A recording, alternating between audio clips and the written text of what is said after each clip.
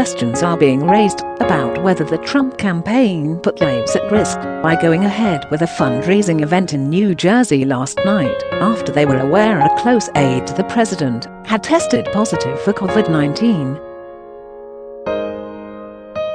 Mark Meadows, the White House Chief of Staff, confirmed White House officials were made aware of Hope Hicks' positive test before the event was scheduled to take place. The fundraising event went ahead at Trump's luxury golf course in Bedminster, New Jersey, where the president was described as appearing lethargic.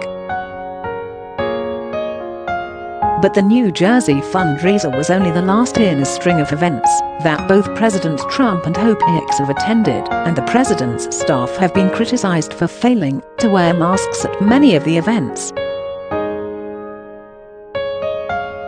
Here's a roundup of all the places President Trump has visited this week and some of the people who may be at risk.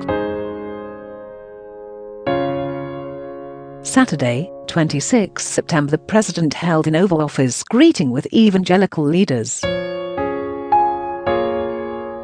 He then held an event in the White House Rose Garden to announce Supreme Court nominee Amy Coney Barrett. Many members of White House staff were seen in close proximity, without wearing masks and shaking hands. Fr. John Jenkins, the president of Notre Dame University and attended the event, has since tested positive for the virus, the university has announced. He was criticized at the time for not wearing a mask and shaking hands with other guests. And Utah Senator Mike Lee, who also attended the event, today said he had tested positive after testing negative earlier this week. Later, he held a massive campaign rally in Middletown, Pennsylvania. While audience members behind Trump at the rally were wearing masks, neither the president nor many audience members out of news camera view wore masks. Sunday, 27 September, the president held a news conference in the White House briefing room. Neither he nor senior aides wore masks during the briefing. Personal lawyer Rudy Giuliani and former New Jersey Governor Chris Christie were both in attendance and were understood to have been helping the president prepare for the upcoming TV debate. Governor Christie today confirmed the three men had been in close quarters and had not worn masks. President Trump and the First Lady later held a reception for people who lost relatives in the Iraq War. Staff and guests were seen sitting close together, without wearing masks. Monday, 28 September, the president held a brieing in the White House Rose Garden, where senior staff demonstrated a 15-minute COVID-19 test which they planned to roll out across the country. While many guests did wear masks, the president and Vice President Mike Pence did not. Tuesday, 29 September, the president took part in the first televised election debate in Cleveland, Ohio. Despite the debate venue requesting that all attendees wear masks for safety reasons, many members of the president's family and White House staff did not. President Trump and Joe Biden did not shake hands at the event.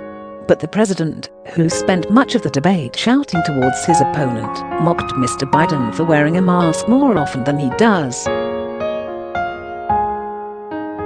The president also claimed there had been no problems following his huge, largely mask-free rallies because they took place outdoors. Wednesday, 30 September, the president and First Lady traveled to Minneapolis, where they held a fundraising reception at a private residence. He later traveled to Duluth, Minnesota, where he held a largely mask-free rally in front of thousands of supporters. Hope Hicks was taken ill during the trip and was reportedly quarantined on Air Force One on the way back to Washington. During the trip back, sources have claimed President Trump fell asleep on the plane. Thursday, 1 October, Press Secretary Kayleigh McEnany held a rowdy press briefing at the White House without wearing a mask. That afternoon, as the president's helicopter took off for a fundraising event with Republican Party donors at his luxury golf resort in Bedminster, New Jersey, White House officials learned Hope Hicks had tested positive for coronavirus. The fundraising event went ahead as planned. U.S. election 2020 news of Ms. Hicks' diagnosis was revealed shortly after the president's return to Washington.